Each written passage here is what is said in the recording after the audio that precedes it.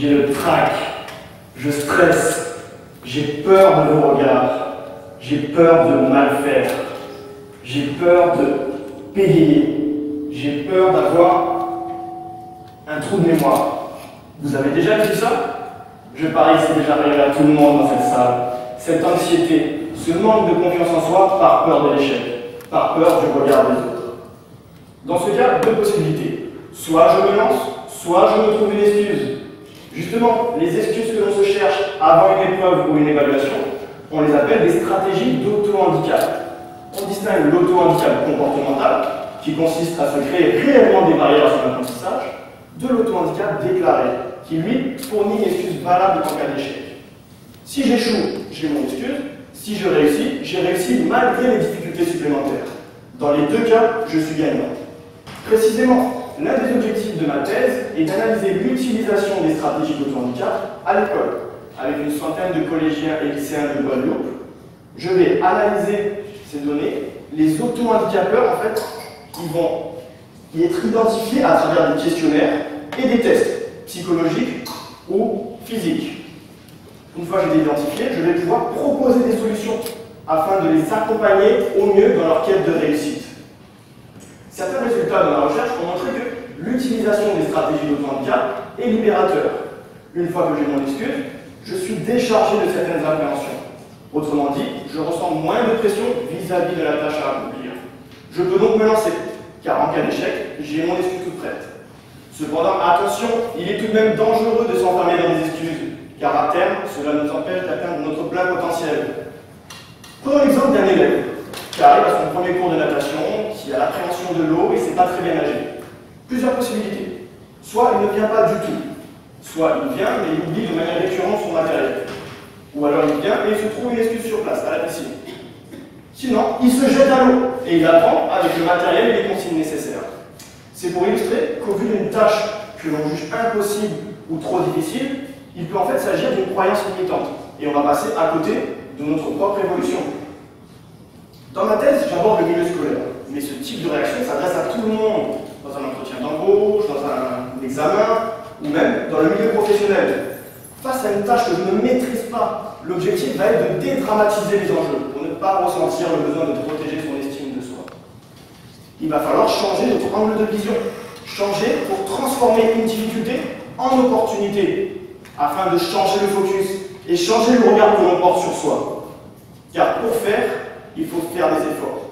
Pour ne pas faire, on trouve toujours des prétextes. Donc, faisons le bon choix, celui de la réussite. Monsieur Valentin Top. Le programme national nutrition santé préconise de manger 5 fruits et légumes par jour pour avoir une meilleure santé. Mais vous ne vous êtes jamais demandé s'ils sont contaminés par des agents pathogènes, c'est-à-dire par de tout petits organismes invisibles à l'œil nu capables de provoquer des maladies. Ces tout petits organismes sont présents partout et peuvent être à l'origine de graves problèmes de santé publique, comme des épidémies de gastroentérite qui n'a pas eu une bonne diarrhée ou encore de résistance aux antibiotiques qui peut conduire à des impasses thérapeutiques et donc à la mort. Les agriculteurs, pour cultiver leurs fruits et légumes, utilisent de plus en plus des engrais non chimiques. Un d'entre eux est le compost de déchets organiques, comme les excréments ou les déchets verts. Le compostage est un procédé naturel qui permet de dégrader ces déchets par des micro-organismes. Durant ce processus, il y a production de chaleur, ce qui va permettre de tuer les bactéries.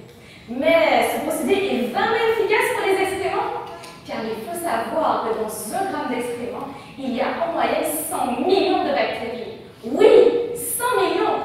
Il serait bien dommage de contaminer de nouveau nos sols et nos légumes par ces bactéries nuisibles pour nous. Et c'est là où j'interviens. En effet, l'objectif de ma thèse sous la supervision de l'Institut Pasteur de la Guadeloupe était de déterminer si l'utilisation des excréments compostés favorisait la contamination des fruits et des légumes par des bactéries non seulement pathogènes pour l'être humain, mais en plus résistantes aux antibiotiques. Comment avons-nous procédé? Nous avons fait des analyses sur les déchets organiques d'origine animale, humaine, végétale, puis sur les composts, ensuite sur les sols et pour finir sur les fruits. Autrement dit, nous avons essayé de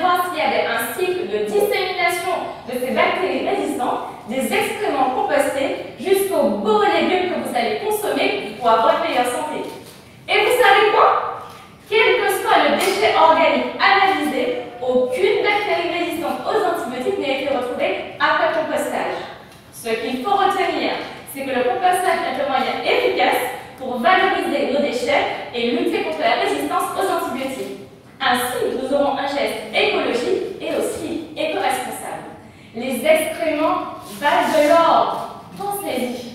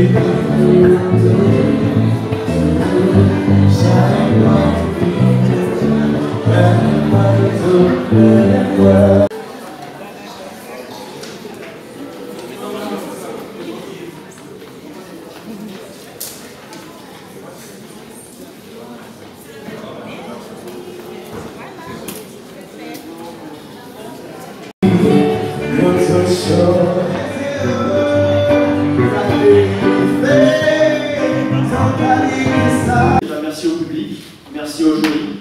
Vous avez dit que c'est un travail pas facile, et je l'imagine. Et vraiment, ça me fait très plaisir et je vais tenter de donner le maximum pour représenter la Guadeloupe en métropole. Les Antilles, j'ai bien dit les Antilles. Merci beaucoup.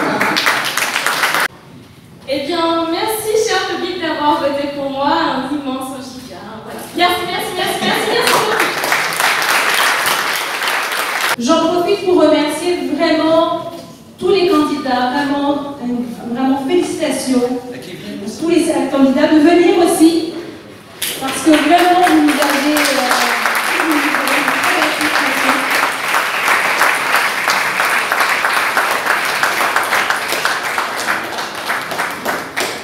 Et vous avez gagné aussi des petits prix. Voilà. Vous avez gagné des prix, voilà.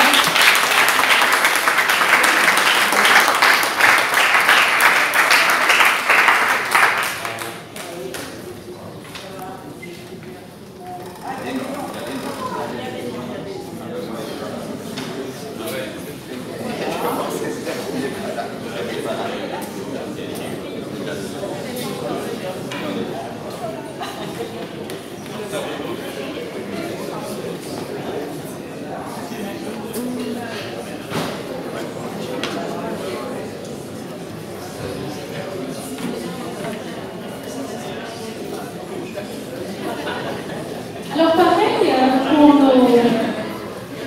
pour nos finalistes, un petit mot de nos impressions sur ce concours.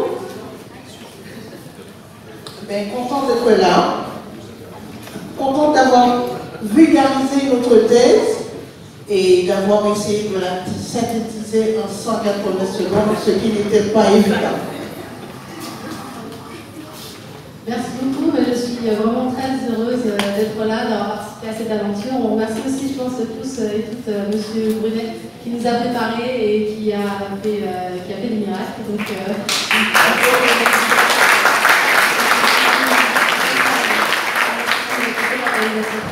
on félicite notre candidat et on sait qu'il va très bien nous représenter. Merci beaucoup. Merci. Après, ce qu'on peut faire, j'aimerais bien qu'on chante la chanson avec un fond musical. On donne pour voir si c'est vraiment la chanson, cette chanson est ancrée dans la mémoire des Martiniquais et c'est surtout qui connaît ce chanteur? Qui peut me le dire? Dites-le-moi. Dites. Rico L'Aquitaine. Le nom? Non, le nom du groupe. Non. Super Bongo. Super Bongo.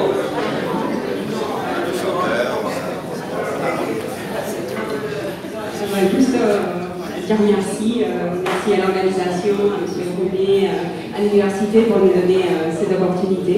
Et voilà, je j'espère que ça sera aussi organisé l'année prochaine. On aura l'opportunité de voir des autres étudiants ou doctorants.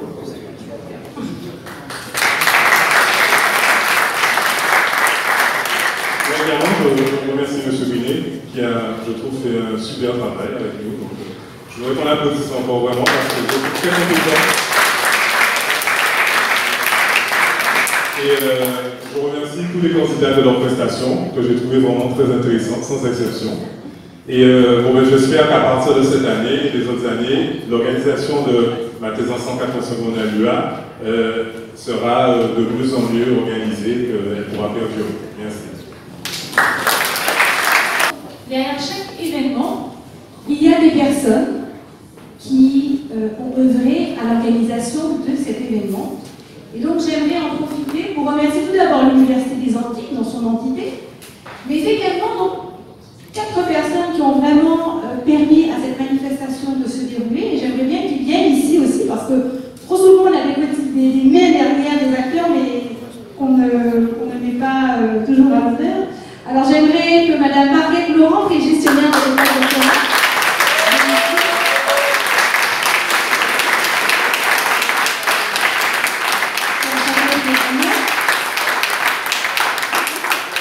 Monsieur Jean Vaillant, directeur de l'école doctorale,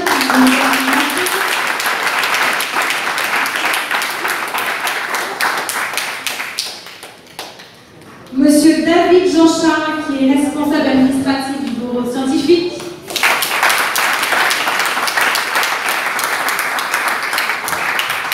Et également, j'aimerais accueillir Monsieur Jacques Brunet, qui a coaché tous ces candidats.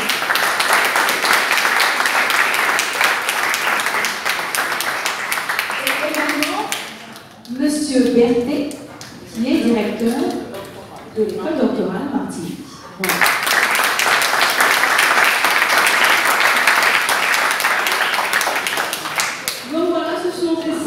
Essentiellement ces 5 personnes qui ont permis de faire vivre cette idée, et on espère que les années précédentes, vous allez être encore plus nombreux pour connaître un petit peu les talents de la Guadeloupe. Souvent on dit notre jeunesse ici, notre jeunesse là, ben voilà. Vous avez l'exemple des 2 talents de jeunes qui aiment profondément les Antilles et qui essaient d'apporter un plus pour que notre société soit plus écologique, plus en santé, plus solidaire, plus tolérante. Et vraiment encore un grand merci à chacun pour vos recherches et à notre jury et à tous les organisateurs et organisatrices de cette manifestation.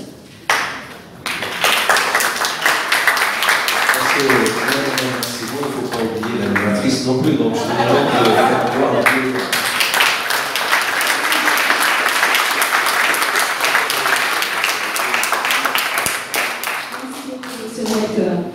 Alors vous savez très bien que chez nous, aux Antilles, il y a une tradition qui continue, et on espère qu'elle va continuer, c'est qu'après chaque événement, eh bien, nous nous retrouvons autour d'un pot de l'amitié.